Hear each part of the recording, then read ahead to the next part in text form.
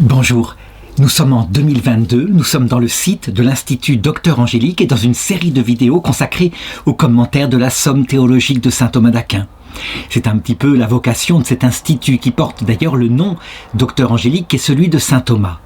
Et j'en suis rendu toujours dans la Prima Secunde, dans le traité des actes humains, en me servant toujours de la traduction de la Revue des Jeunes, ici faite par le père Gillet, dominicain. Et j'en suis rendu à la question 12 qui va parler de l'intention de vie. L'intention de vie, qui est un des actes humains importants dans le cheminement, dans l'analyse de l'activité morale. Il va falloir la regarder d'abord d'un point de vue philosophique parce que elle va nous permettre de comprendre ce qu'il se passe au plan surnaturel dans un grand mystère qu'on avait appelé, que le Concile de Trente a appelé, à la session 6, la justification de l'impie. Ça veut dire comment est-ce qu'on entre dans l'éloignement de Dieu et tout d'un coup dans une amitié avec Dieu. C'est au niveau de l'intention de vie que cela se passe. Il va donc falloir regarder ce que c'est. Le premier article demande, est-ce que l'intention de vie, est-ce qu'elle est un acte de l'intelligence et de la volonté? Et donc avant de répondre, je vais prendre un exemple concret dans une histoire, puisque nous partons de l'expérience en philosophie pour expliquer ce qu'il en est. Comme toujours, je prends par rapport au mariage, puisque je dirais, comme toujours, c'est la plus belle analogie pour comprendre ensuite ce qu'est la charité. C'est ce que dit saint Paul dans l'Épître aux Éphésiens. Et donc, je reprends l'histoire que j'avais dite. Un jeune homme tombe amoureux d'une jeune fille.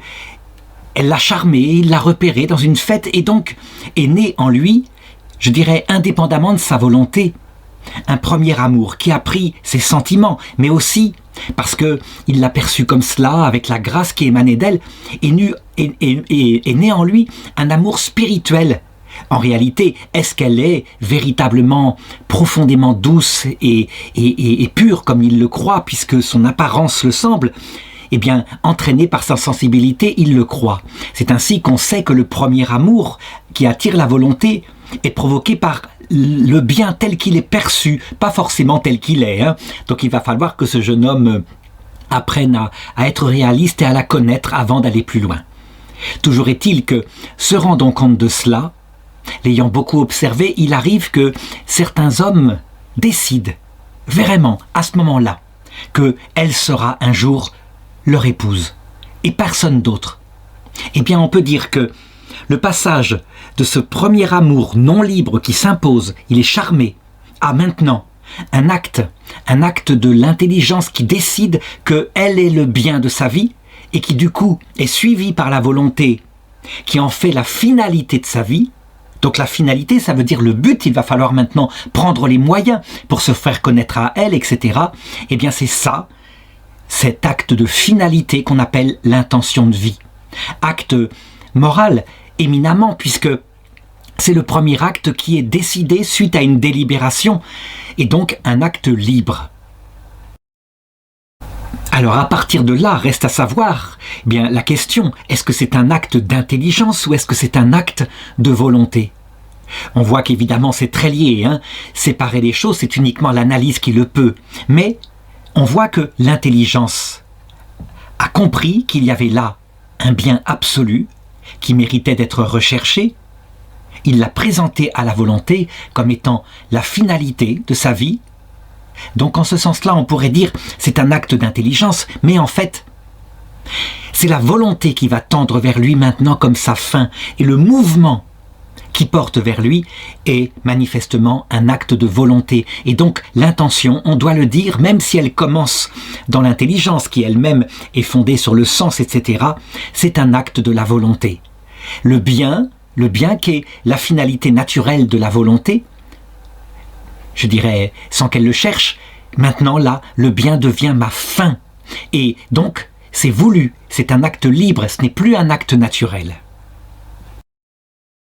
Alors maintenant, il me faut regarder ce qu'il se passe au plan surnaturel, puisque je l'ai dit, c'est intéressant d'étudier ça au plan philosophique pour bien comprendre le domaine de la grâce. Donc, c'est à peu près analogue. La grâce suit la nature. Je veux dire que le Seigneur nous attire en permanence, mais sans qu'on le connaisse. et on appelle cette attraction la prémotion divine, mais c'est aussi la nature même de notre esprit qui est fait pour le bien universel. Et on ne sait pas encore, mais c'est Dieu. Et puis, à un moment donné, nous est présenté à notre connaissance par une prédication, par exemple par Jésus qui est venu, qui a expliqué les choses, par exemple à Nicodème, que véritablement, il est possible d'aimer Dieu, que Dieu n'est pas un être effrayant, qu'au contraire, Dieu est amour, et qu'il se propose à l'amour. Alors, du coup, on prend conscience dans son intelligence que ce bien qui attirait est l'être merveilleux, charmant, qu'est Dieu. Et à ce moment-là, eh bien, porté par l'attraction dont j'ai parlé, qui est devenue, on peut l'appeler ainsi déjà, une grâce actuelle. Donc Dieu, on sait maintenant que c'est lui qui nous attire, eh bien, on peut décider que oui, je fais de Dieu la finalité de ma vie. Je décide que c'est lui vraiment qui pourra combler mon cœur et personne d'autre. Tout cela est porté par la grâce. Mais on voit qu'il y a un acte de liberté, comme je l'avais dit. Et Dieu, la grande différence avec le mariage humain, où là, tout de suite, l'amitié réciproque n'est pas créée, Dieu, aussitôt, répond à cette intention de la personne qui l'accepte dans son cœur, eh bien, par un oui. Et donc créer en lui ce qu'on appelle la grâce sanctifiante qui va venir surélever son esprit pour qu'elle soit capable maintenant de vivre dans un amour réciproque avec ce Dieu qui a consenti, tout en maintenant évidemment l'attraction, la grâce actuelle. Sinon, évidemment, tout de suite, on retomberait comme une plante sans eau, on retomberait, eh bien, je dirais, dans une passivité et une incapacité d'aimer Dieu.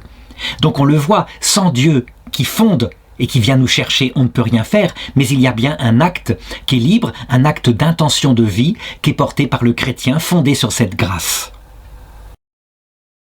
Quelques objections maintenant. Eh bien, il semble bien que l'intention de vie, telle que j'en ai parlé, est un acte d'intelligence. Voilà ce que dit saint Matthieu, chapitre 6, verset 22. « Si ton œil est simple, ton corps tout entier sera dans la lumière. » Mais l'œil qui implique une vision, eh bien c'est l'acte de l'intelligence, qui comprend que ce bien est ma fin. Et donc, on pourra dire que l'intention de vie est un acte de l'intelligence, pas de la volonté. Alors, oui, il faut admettre que nommer l'intention de vie l'œil, c'est très bien, et c'est une belle métaphore qui correspond. Cependant, si l'analogie est prise du côté de la connaissance, ce n'est pas pour signifier que ce serait en soi uniquement un acte d'intelligence, mais que l'intelligence présuppose, et qu'alors, appuyé sur elle, puisque l'intelligence présente à la volonté ce bien comme étant la fin, la volonté peut tendre vers lui maintenant et partir à sa conquête. Donc c'est bien un acte de la volonté. Évidemment, elle est fondée, cette volonté, sur l'intelligence, et d'ailleurs, c'est maintenant que la vie entièrement est éclairée, que la volonté, éclairée par l'intelligence, va prendre tous les moyens pour pouvoir arriver, en fin de compte, à s'unir soit au bien aimé, soit à Dieu. Deuxième objection dans le même genre, et cette fois par saint Augustin qui dit que l'intention est appelée lumière par le Seigneur quand il dit « si la lumière qui est en toi est ténèbre ». Et donc, il l'appelle la lumière, donc c'est en Matthieu chapitre 6 verset 23, pour indiquer que l'intention de vie, c'est ce qui éclaire notre vie, et donc c'est la lumière, c'est un acte de l'intelligence. Alors, elle est appelée lumière, cette intention de vie, parce que, étant fondée sur la foi qui tout d'un coup éclaire le sens de notre vie, la finalité qui doit nous rendre bienheureux, tout prend sens. C'est comme si on était passé des ténèbres à la lumière. Et la foi, effectivement, est le fondement, sans quoi il ne peut pas y avoir l'intention qui se tourne vers Dieu et qui va fonder la justification dans un amour réciproque qu'on appelle la charité. Donc voilà pourquoi on peut dire, avec le Concile de Trente, que la foi est la porte de la charité, que la lumière, donc l'intelligence, est la porte qui conduit à l'amour. Et ça se passe exactement pareil d'ailleurs dans l'amour humain. C'est parce qu'on connaît ou qu'on croit connaître le cœur de cette jeune femme qu'on choisit que, tout d'un coup, eh bien, on l'a choisie justement, et on se porte vers elle. Et elle est cette connaissance qui est imaginaire au départ, mais tout de même, elle est la lumière qui éclaire tous nos actes et les actes de notre volonté. Troisième objection, l'intention, ça veut dire ce que ça veut dire. C'est une certaine orientation vers la fin. Donc, il y a un ordre, et qui dit ordre, eh bien, dit intelligence, c'est l'intelligence qui met de l'ordre. Alors, réponse, oui, c'est l'intelligence qui met l'ordre, qui le dit à la volonté, voici ta fin, mais c'est la volonté qui tend vers cette fin. Or, l'intention, c'est justement pas seulement une connaissance comme ça, passive, mais c'est une tension vers la fin, un mouvement donc de l'amour choisi. Résultat, l'intention de vie est bien dans la volonté, et c'est un acte d'amour. Enfin, quatrième objection, l'acte de volonté, il porte soit sur la finalité qu'on recherche, soit à cause de cette finalité sur les moyens qu'on prend pour l'atteindre, cette finalité. Et donc, si c'est par rapport à la fin, l'acte de la volonté s'appellera l'amour. C'est l'amour qui nous porte vers la fin. La volonté aime spirituellement, ça veut dire qu'elle veut s'unir à ce bien. Et puis si ça porte sur les moyens, on parlera de choix des moyens. Et donc on le voit bien, il n'y a pas le nom d'intention de vie là-dedans. Donc l'intention de vie doit être une opération de l'intelligence, pas de la volonté. Alors, pour comprendre, il faut, je crois, prendre maintenant une analogie avec ce qui se passe dans le domaine de la passion, donc du désir sensible vers un bien sensible.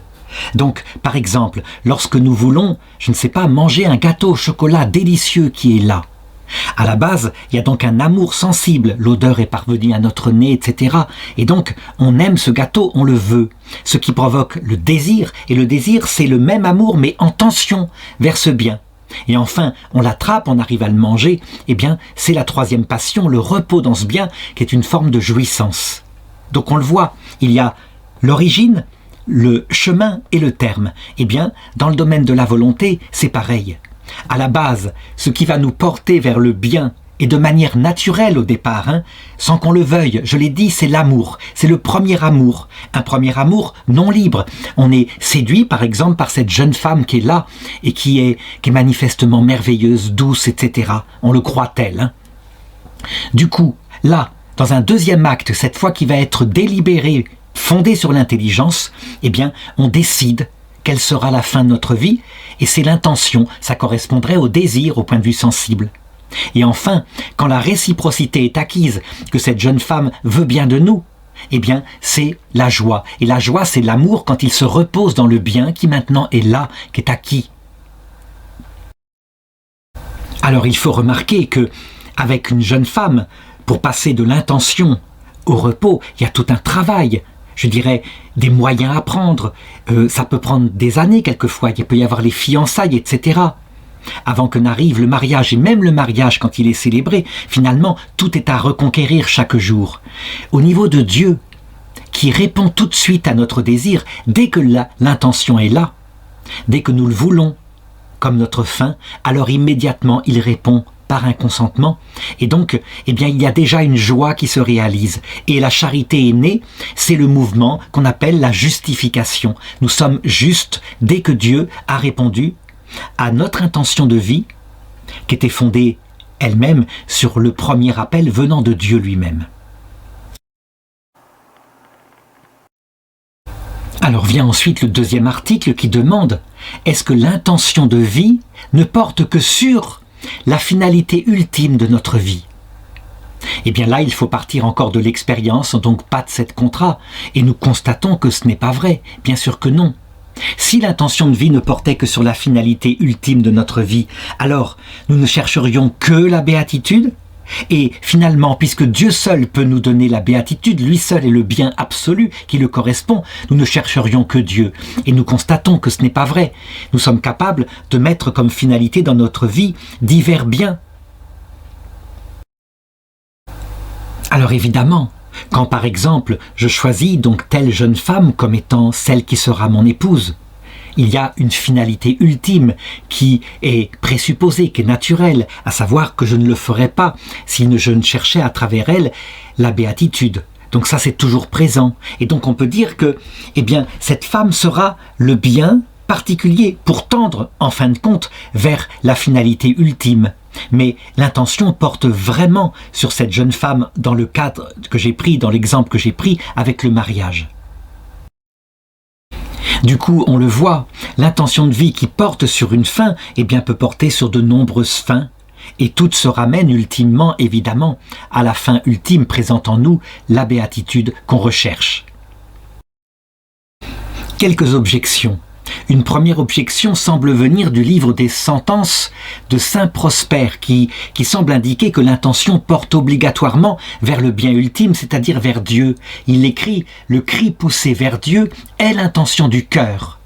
Eh bien, Dieu, c'est bien la fin ultime de notre vie, donc l'intention doit porter sur Dieu et ne peut s'appeler comme telle que quand elle porte sur Dieu. Voilà ce que dit l'objection. Alors, il faut répondre à cela que nous constatons que ce n'est pas vrai. Nos intentions peuvent porter sur un bien qui n'est pas Dieu, mais on peut dire que quelque part, c'est finalement un cri vers Dieu, puisque, de fait, inconsciemment et programmé dans la nature de notre volonté, nous tendons vers la béatitude, vers le bonheur absolu par là, et que, de fait, il s'avère que le bonheur absolu ne peut être donné que par la vision de l'essence de Dieu. Donc, quelque part, dans les biens que nous choisissons, nous tendons en fait vers Dieu, sans le savoir, bien sûr, et c'est quand la foi nous révèle les choses, la profondeur de notre cœur, que nous prenons conscience. Voilà, et je laisse tomber les deux autres objections qui n'en présentent pas beaucoup d'intérêt.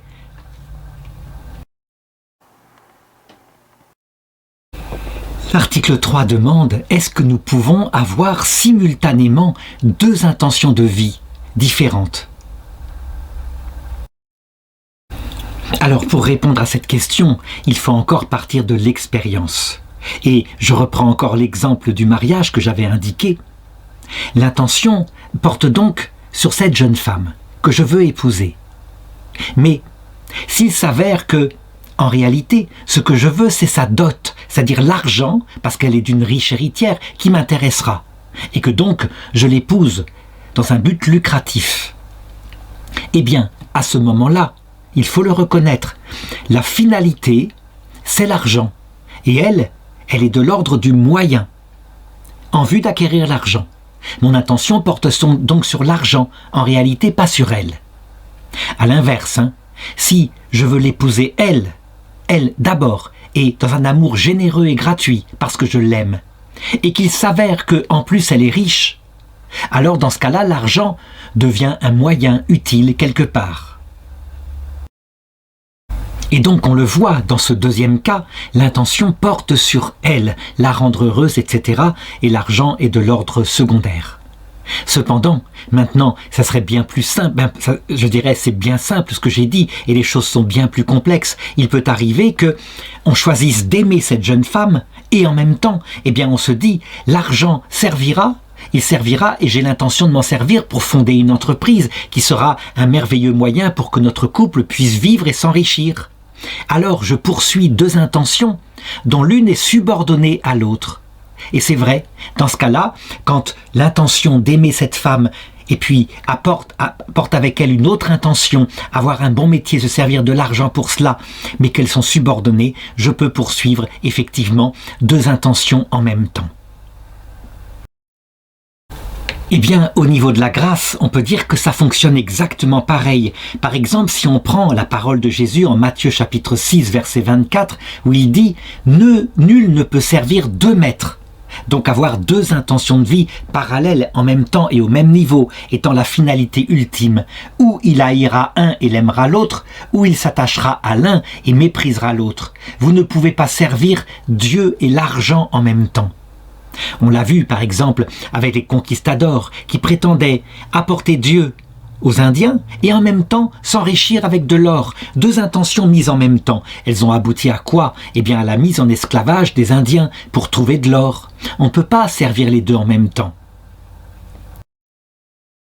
Par contre, on a vu tout de même des saints qui étaient capables de le faire, mais je dirais subordonnés l'une à l'autre. Je pense à Saint Jean Bosco par exemple, qui s'occupait d'enfants, qui avait donc besoin d'argent.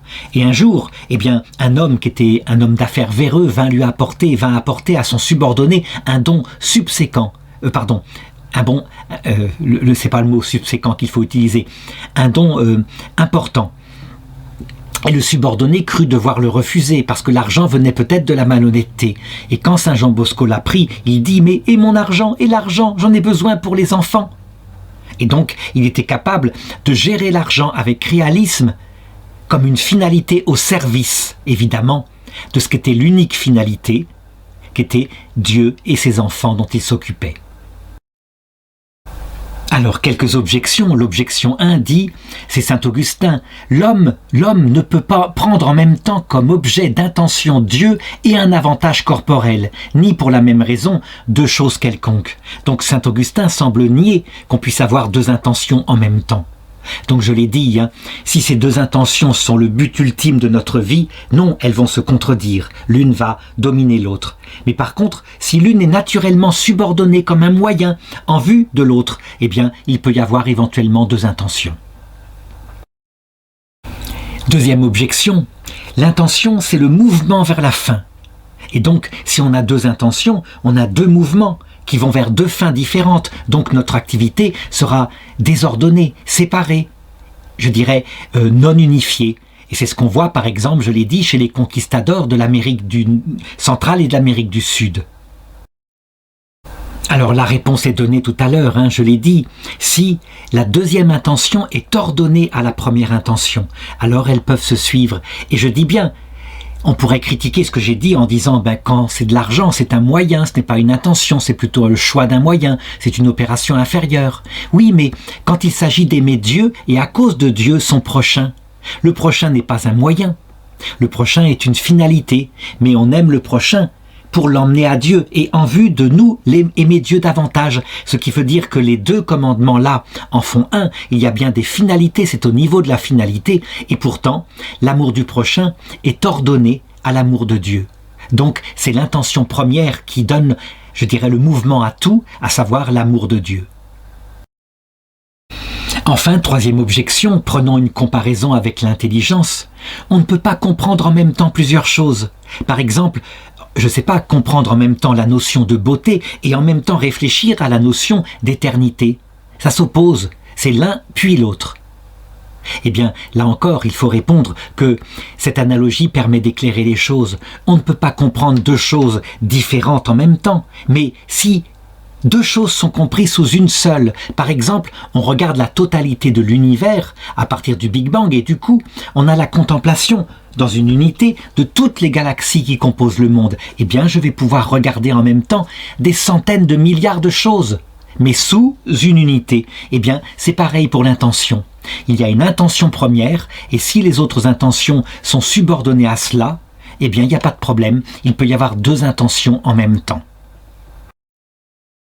Si je reprends l'exemple de l'argent, on a un texte de Jésus qui montre que c'est possible, quand il dit à un moment donné « Faites-vous des amis avec le malhonnête argent, de manière à ce que, lorsque l'argent viendra à manquer, eh bien, vous ayez des intercesseurs qui prieront pour vous et qui vous rendront les tentes éternelles, donc qui vous emmèneront vers la vie éternelle. » Ça veut dire, en fait, eh bien, on peut véritablement se servir de l'argent pour l'amour de Dieu et l'amour du prochain. Et l'amour du prochain se tournera en reconnaissance et donc en prière pour notre âme au moment où elle en aura besoin pour entrer dans la vie éternelle. Et ce texte se trouve en Luc chapitre 16, verset 9.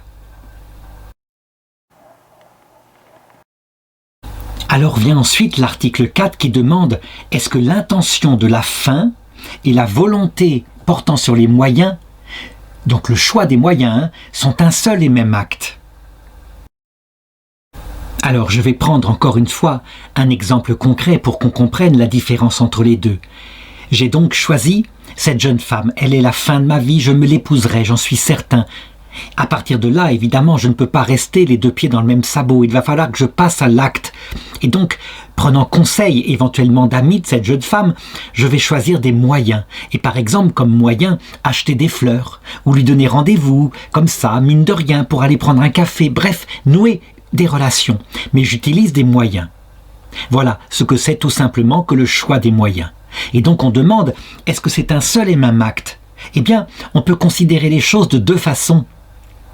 D'abord, il est évident que nous sommes dans un mouvement, à savoir, nous visons un but, à savoir un amour réciproque où cette jeune femme va répondre à notre amour. Et pour cela, dans ce mouvement, on peut considérer les moyens comme étant, dans le mouvement d'une flèche vers sa cible, eh bien les divers lieux où elle passe. Et donc, on a là un seul acte. Je veux dire que l'archer tire, ça c'est l'intention, et puis il y a le passage par tous les lieux intermédiaires, il arrive à la cible, ça serait quand c'est réalisé, qu'on est uni à ce bien et qu'on se repose véritablement, que c'est réussi, donc très concrètement. Mais il y a une autre manière de considérer les choses.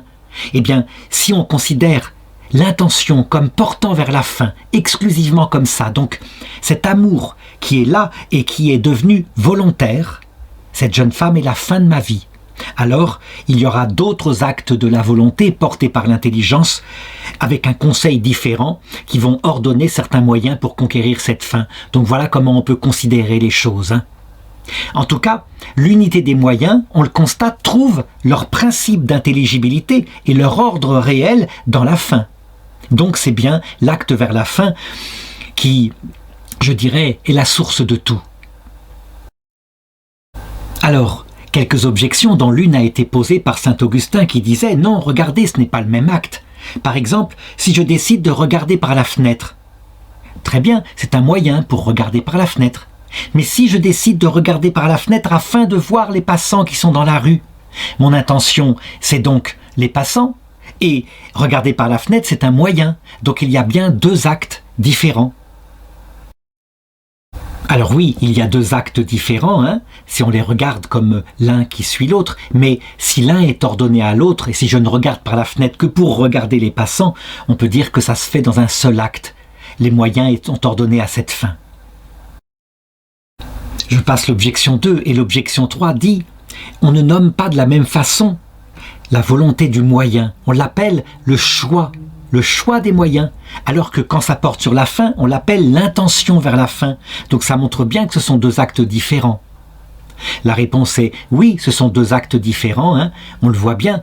La fin n'est pas noble, elle est uniquement choisie parce qu'elle est utilitaire. Le moyen n'est pas noble, il est uniquement choisi parce qu'il est utilitaire. La fin est noble, c'est le but, et quand c'est une personne, elle est aimée pour elle-même.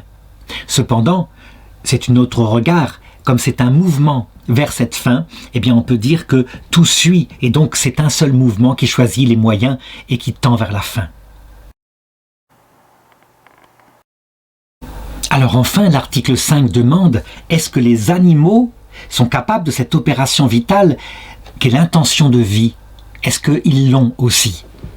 Alors, là encore, il faut que je parte de l'expérience tout autant que c'est possible, puisque il est impossible d'être dans la tête d'un animal, mais on peut tout de même, en considérant les effets de leurs actes, en induire la cause. Et donc, puisque nous avons nous-mêmes une vie sensible, deviner ce qu'il en est pour eux. On peut le faire aussi en se souvenant, si c'est possible, de ce qu'on faisait lorsqu'on était tout petit enfant et qu'on visait une finalité particulière, comme par exemple, le lait de notre mère. Là, on était peut-être trop petit, mais un gâteau au chocolat qui se présentait là. Et il était évident que nous tendions vers ce gâteau, mais véritablement comme une fin, sans même analyser et sans savoir qu'il y avait dessous une fin peut-être ultime, comme par exemple, survivre en se nourrissant. Non, c'était juste ce gâteau-là, peut-être parce qu'il était bon, qu'il donnait du plaisir. Ça oui, nous en étions capables, mais sans l'analyser.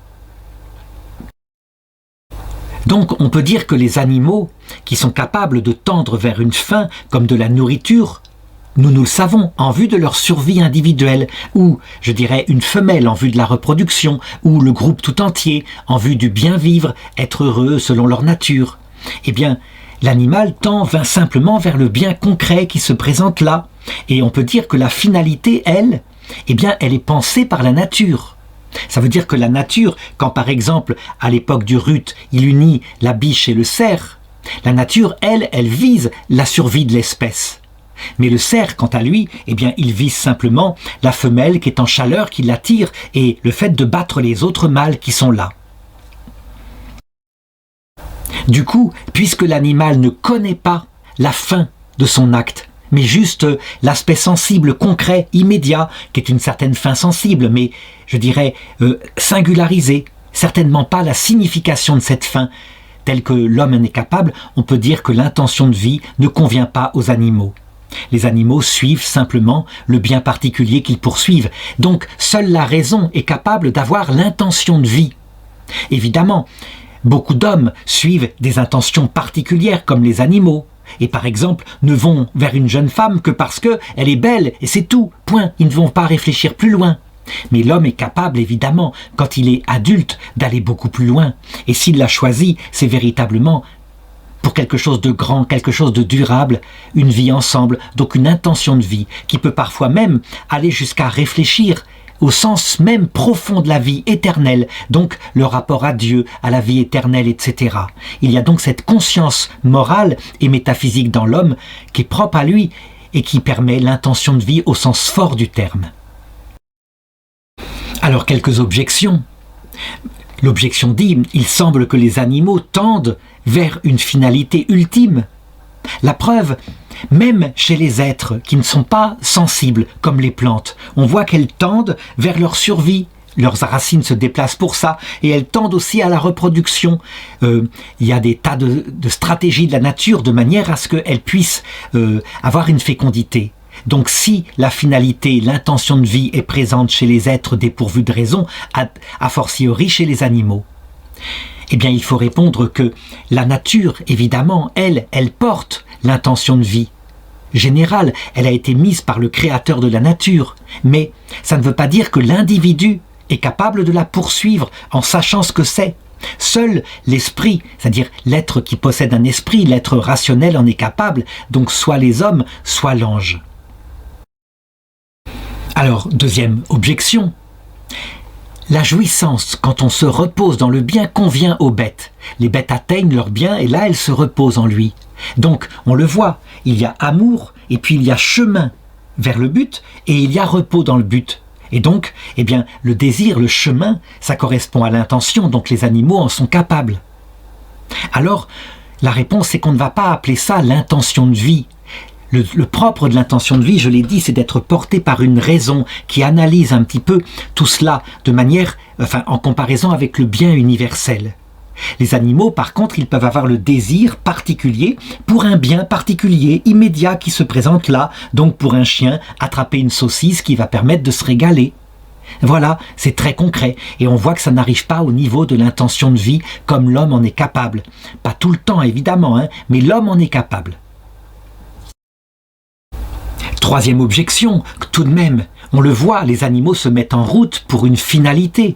Quand un groupe de lions part à la chasse et qu'ils vont vers un endroit où il y aura probablement du gibier, puis ils tendent une embuscade et l'embuscade réussit, ils attrapent une proie, ils tendent vers une fin, à savoir se nourrir. Et donc, ils ont forcément une intention et le groupe entier est capable d'ailleurs de porter cette même intention. Donc il faut répondre que les animaux tendent à une fin, mais une fin sensible et immédiate, la proie qu'il faut attraper. Et donc ils n'ont pas cette intention dont est capable l'homme, à savoir de penser que la finalité ici c'est leur survie, afin éventuellement d'avoir des petits, et puis peut-être d'avoir une finalité ultime, la béatitude, le but même de la vie. Donc les animaux sont dans l'immédiat sensible, et c'est là la limite qui fait qu'on appelle leur intention, on appelle ça désir sensible plutôt qu'intention.